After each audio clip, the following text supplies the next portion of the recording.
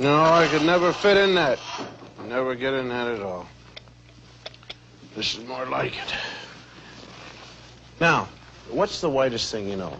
Whiter than the driven snow, whiter than the whites of your eyes?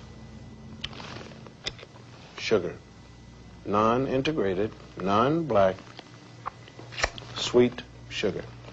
But you see, there is a black man in your sugar. His name is Norbert Rillier. Norbert Rillier in 1846 invented a vacuum pan, revolutionized the sugar refining industry. Now, you have to dig to find that fact.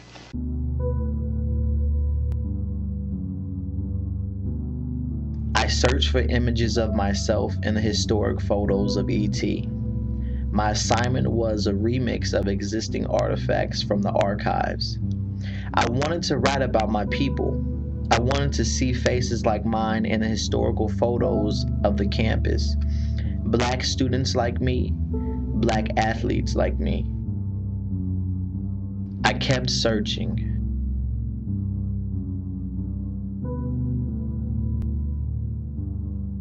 In 1889, William L. Mayo, a pioneering educator from Kentucky, established this teacher training school for the area's white farmers and their children.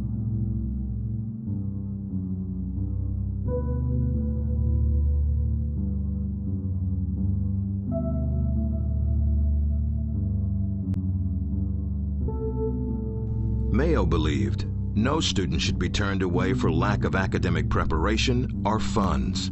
In terms of financial need, Sam Rayburn was typical of the students Mayo's college was designed to serve. Rayburn worked his way through by ringing the college bell, sweeping out classrooms, making fires, and doing other odd jobs, eventually earning a Bachelor of Science degree in 1903.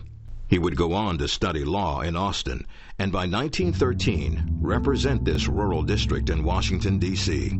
As Speaker of the House for 17 years, he would also help sign into law the most significant civil rights legislation since Reconstruction, the Civil Rights Bill of 1957. Indeed, Mayo's original mandate would guide the college for more than half a century.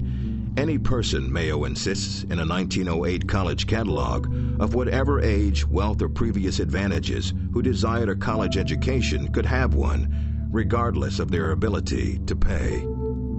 Like any such institution across the Jim Crow South, however, any person meant any white person. I kept searching. I did not see myself in photos of the basketball team. There were no faces like mine on the football field.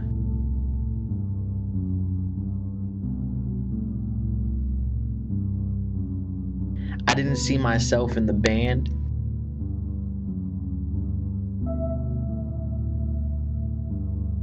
At social events.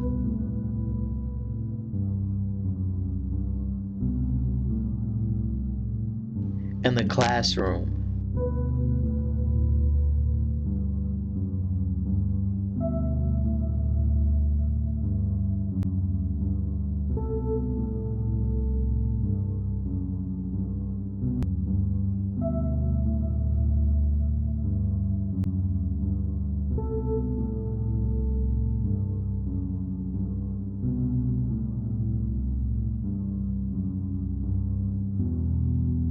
Old South Week was an event held each year by the fraternity Kappa Alpha. For the plantation owner and his family, it was an aristocratic kind of society. Gentle manners, courtesy, hospitality. Many of the ideas that we still associate with the people of the South came from the days when plantation life was in full flower. The event filled the campus with images echoing all the glory of the era depicted in Gone with the Wind. This, then, was the social organization of the plantation. The aristocratic class of the landowners who had wealth and privileges. Even at the height of the civil rights movement, the event often included mock slave auctions where fraternity pledges dressed up in blackface to play the roles of slaves. This event was finally moved off campus in 1973 when African American students protested and eventually was disbanded altogether. And the laboring class of the slaves, who had little wealth and few privileges.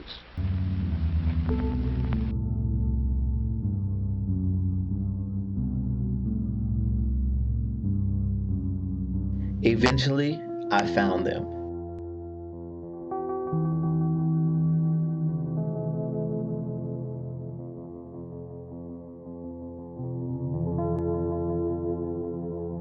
They were in fragments of slave receipts in the library archives.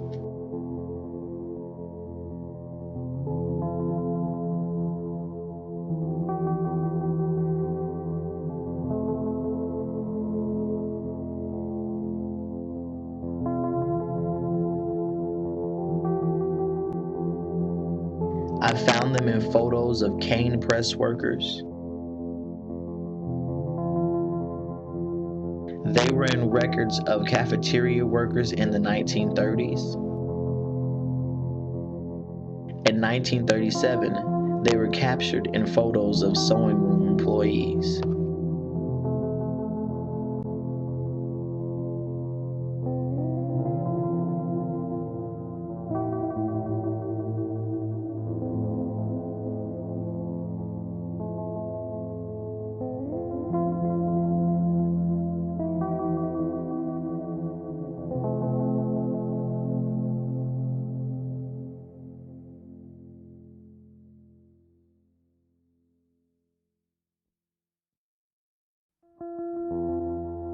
I particularly remember his attitude toward integration of the college, which he announced by saying there would never be any blacks at East Texas State Teachers College.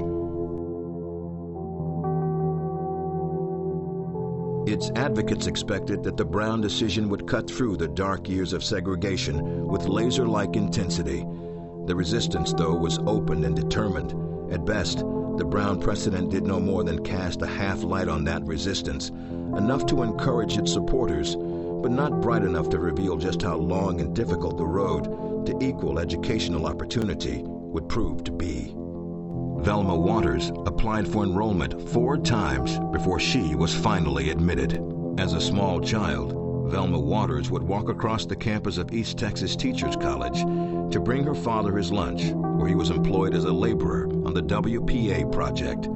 But she could hardly hope to grow up and study at this whites-only state-supported institution of higher learning in her hometown of Commerce, Texas. But when we come, we couldn't go to school here. But I was at that time, we could only work for the university. We couldn't go to school. As Derek Bell insists, whites may agree in the abstract that blacks are citizens and are entitled to the constitutional protection against racial discrimination. But few are willing to recognize that racial segregation is more than just a series of quaint customs that can be remedied effectively without altering the status of whites. What is prejudice, and why does it exist? What do you think? Velma Waters was the first African American to enroll in classes and attend East Texas State University. Family and neighbors like Maydell Pennell and her children would soon follow. In the case of Brown versus the Board of Education, Derek Bell insists, as in the abolition of slavery, there were whites for whom the recognition of the racial equality principle was sufficient motivation. But as with abolition, the number who would act on morality alone was insufficient to bring about the desired racial reform. East Texas State University recruited John Carlos from Harlem in 1966. Just 2 years after this rural teachers' college began the process of desegregation, and 1 year before Dr. Carlos would join Tommy Smith on the medal stand at the 1968 Olympics, raise a gloved fist in black unity and solidarity, and then to history. He didn't expect to find in Texas the racial issues he was seeing elsewhere across the South.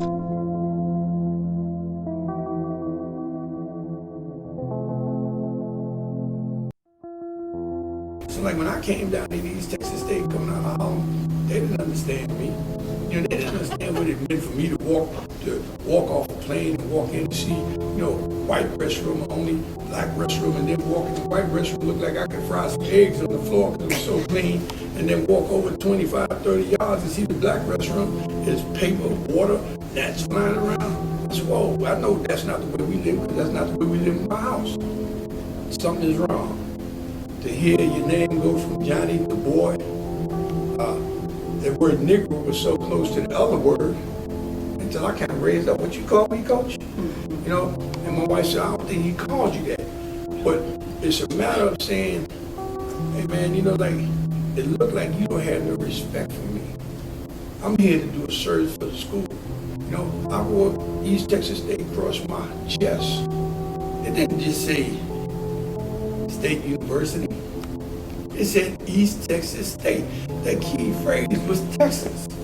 No matter where I went, I represented the state of Texas. That's like me going to represent America in the Olympics. And I come home, does America represent me? I don't think so. So now, when I go and run with East Texas State on my chest, and I go to the state capitol and walk in a bar to buy a beer, and they tell me, boy, we don't serve your kind in here. Or use the N-word, get out of here. It kind of make me say, something is wrong. And somebody's got to have the gumption to step up and let people know.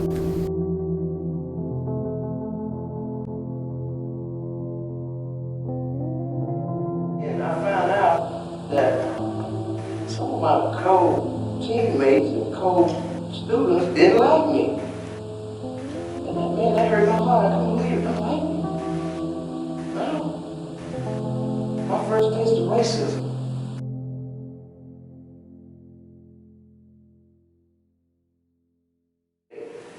But there was a tunnel under the highway, so after practice, we'd have to run from the football field, stadium, to that tunnel, because there comes a pickup truck with guys in the bed of the truck, white guys with bricks, running saying, get the nigga. So it's like, well, dang, who are these people? What did I do? I mean, what are these folks? Decades later, I found myself. I know the struggles aren't over. I know their struggles are my struggles. My struggles are theirs. I search the archives and I wonder, what did this mean for me? For my people? For those missing African American faces? For those there?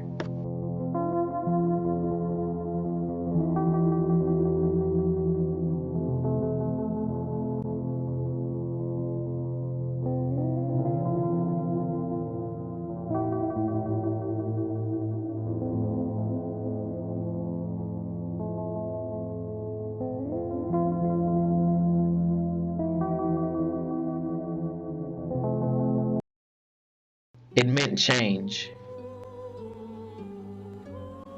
Sometimes you just gotta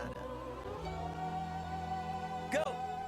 You will never know what you could ever be if you never try. You will never see. Stayed in Africa, we ain't never leave. So it wasn't no slaves in our history. Wasn't no slave ships, wasn't no misery. Call me crazy, or isn't he? See, I fell asleep and I had a dream. It was all black, everything. And we ain't get exploited. White man ain't fear it, so he did not destroy it. We ain't work for free, see they had to employ it. Built it up together, so we equally appointed. First 400 years, see we actually enjoyed it. Constitution written by W.E.B. Du Bois. When no Reconstruction, Civil War got avoided. Little black Sambo grows up to be a lawyer. Extra, extra on the newsstands. Black woman voted head of Ku Klux Klan. Malcolm Little dies as an old man. Martin Luther King read the eulogy for him, followed by Bill O'Reilly who read from the Koran. President Bush sends condolences from Iran, where Fox News reports live that Ahmadinejad wins the Mandela Peace Prize. You will never know what you could ever be if you never try. You will never see. Stayed in Africa, we ain't never leave. So it wasn't no slaves in our history. It meant opportunity. No misery. Call me crazy, or isn't he? See, I fell asleep and I had a dream. It was all black, everything. And it ain't no projects. Keeping it real's not an understood concept. Yeah. Complexion's not a contest, cause racism has no context. Hip-hop ain't got a section called conscious. Everybody rapping like crack never happened. Crips never occurred, no bloods to attack then. Matter of fact, no hood to attack in. Somalia's a great place to relax in.